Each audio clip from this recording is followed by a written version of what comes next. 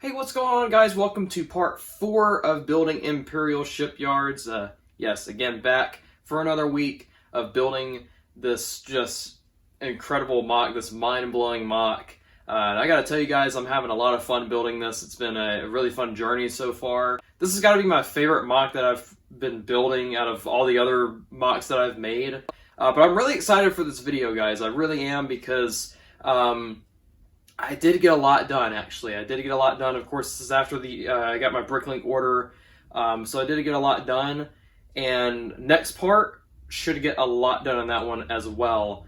Now, the only thing in this one is I didn't have the dark bluish gray brick modified to kind of continue the greebles down the side of it. However, I was able to continue the initial docks down, and I was able to finish off the landing pad from the last part. As well as I got a really cool micro ship into this episode. And then I did kind of change up some plans as well in this video, a little bit more of a design change to the actual docks. And I'm going to kind of break that down later on into the video when I actually get into this MOC and show you guys an in-depth look of what I've added in. As well as I did get more TIE fighter parts, so I was able to build more TIE fighters. Now, I didn't build all the TIE fighters that I could have in this video, just because I decided to save that for next video, because I feel like next video is going to be more focused towards TIE fighters. But I did build more micro TIE fighters, and I gotta say, guys, it's really cool. Not gonna lie, it is really cool. So anyways, without further ado, without me rambling, let's go ahead and get on and break down into this MOC. Alright guys, so this is where we left off last time. Of course, I've got this in. You are going to see a little bit of a change there with this kind of orange stripe. I am going to break down into that in just a second. But last video, I think I got this section in. What I did for this part is I did continue this down. As you can see, this is being extended out. And I did finish the landing pad. So the landing pad is finished. I do have a little TIE fighter sitting there, and of course another turbo laser. Got some landing lights there. Did extend this whole body part out, and I'm getting ready to extend this out even more. So this base plate is almost done. So we almost have 2 base plates done in total.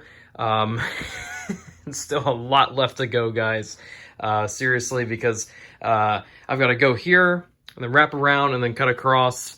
Pretty much do everything that I'm doing here. I've got to basically do the same exact thing on that side. So later on, it is going to get pretty repetitive. But yeah, so let me talk about the micro ship, actually. So this is a Gozanti class troop transport, or TIE fighter carrier, or AT-AT carrier. And this is in the micro scale. So this does match the actual scale to the Star Destroyer. I think it matches it perfectly. However, I know you guys are going to probably pick on me about this one, because it seems like it is a general concern throughout these past episodes. And I have explained before why the scaling is a little bit off with different vehicles. So this ship is significantly smaller compared to the TIE fighter. And it's not supposed to be like that. This thing is supposed to carry like 4 TIE fighters on its belly. But the problem is, guys, and again, I've said this before, the TIE fighters, I can't really get them scaled down any lower. At least I don't think I can. I looked at different ways, and I don't really see a way to get them any smaller without them looking bad. You know what I'm saying? Like, I don't want to just, have like these little studs laying around like little TIE fighters. Of course, that would be the actual, or arguably the actual scale to a TIE fighter compared to the Star Destroyer. So I wanted to make a micro TIE fighter without it looking bad, if you guys get what I'm saying. So that's why the Gozanti is, significantly small in size compared to the TIE fighter. And talking about TIE fighters, it does lead me into the next thing. Again, I did build more TIE fighters, so I've got them kind of wrapped around here. And I think I am going to have the TIE fighters remain here, actually. I really like that formation that they're in at the end of the docks. Really sets up a really cool shot right there, guys. Look at that. Such a cool little shot, the little TIE fighters there, kind of looking at the the Star Destroyer. And I do plan to build more Gozanti class carriers. So I'll probably have like 3 on each landing pad. I'm probably going to do like 2 landing pads on this dock, and then that dock over there. And then I am going to have more Gozantis maybe in the airfield, and then I might have them flying around as well. All right, so the next thing I want to talk about is the kind of design change that I decided to go. Now, this is going to lead me back into that orange stripe that I was talking about. So the orange stripe, basically what this is going to start, right, is I watched Revenge of the Sith the other day, and of course that is the movie that has the dock that I'm using for inspiration to build this shipyard, as well as those docks were also in the Clone Wars, and I happened to also rewatch Clone Wars, and I noticed it as well in the show. There was hangars in the second level, and I guess I just never noticed it before, and I was going to have greebles going all the way down. So two things that made me lead to this decision is I am going to do hangars now. I'm going to have TIE Fighter hangars going all the way down, or almost all the way down, almost to the end. And again, that's why I said earlier in the video that this is going to be, or the next part's going to be kind of heavily focused around TIE Fighters, or at least it should be. Another reason why I made this decision was because these greeble parts were absolutely eating up my parts collection. And I had no idea how I was going to be able to pull this off. So I was like, oh, well, perfect. I don't really have to do too much of greebles, throughout the side of this wall here, if I do the hangars. So the hangars are basically going to be the same as this. It's somewhat going to be the same as that. It's just they're going to be a little bit smaller and not as high up. Of course, they're going to be housing TIE Fighters. These are housing AT-AT walkers and stuff. So they generally have to be at a higher level. So that, these hangars are housing. They're basically garages here.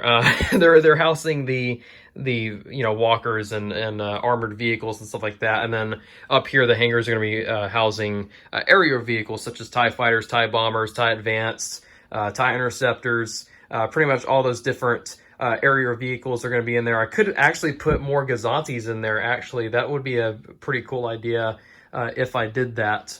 Oh yeah, another thing, guys, is I did extend this landing pad out. Or not landing pad, I don't really know what you would call this. Pretty much where the Star Destroyer is landed at. This whole flat surface that's going to be there.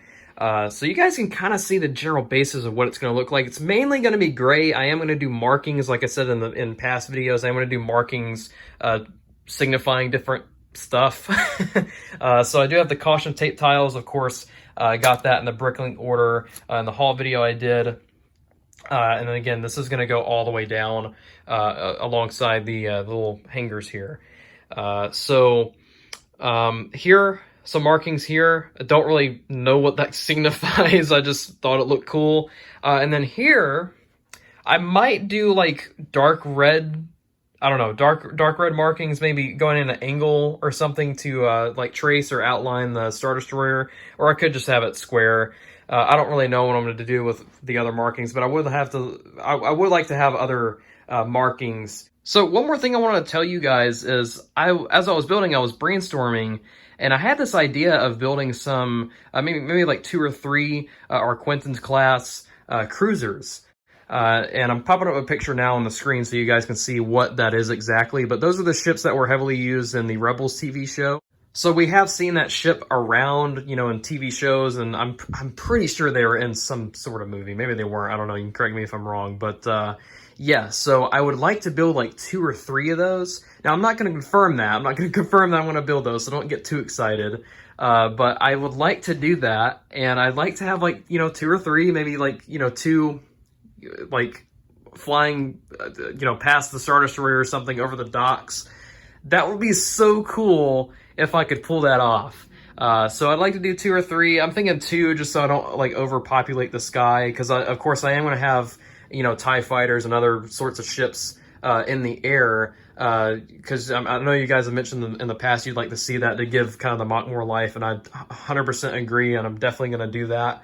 But man, if I could do those cruisers, that'd be awesome. So I'd have to look at general scaling, to match the Star Destroyer, to get the scaling right, and I'd have to look at the parts and everything like that. So we'll see what happens. Again, not going to confirm it, not going to promise it, but it is something that I am looking into. So yeah, but anyways, guys, that's going to do it for this video. I hope you guys enjoyed it, and hopefully the next video, I really want to continue this on, because I can't really do anything here on these trunks until I have this greeble part done down here, because this is help supporting the end parts here. And also, if I started building on top of this, I'd have to rip that whole section up just to get down to here.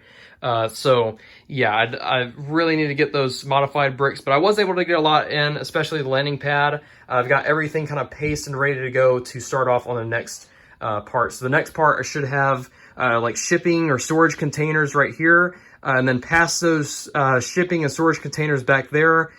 Should have another landing pad. I'm going to have some cranes here. Now, I'm not saying that's going to be in the next part. I'm just saying that's the plan for, you know, the rest of this dock going down. And then eventually at the very end, I'm going to have like probably like an air traffic control tower or something like that. That'd be really awesome to have just this big tower on the mock to, you know, give it even more height. So we'll see. But anyways, guys, thank you guys so much for watching, and I'll see you guys in the next video.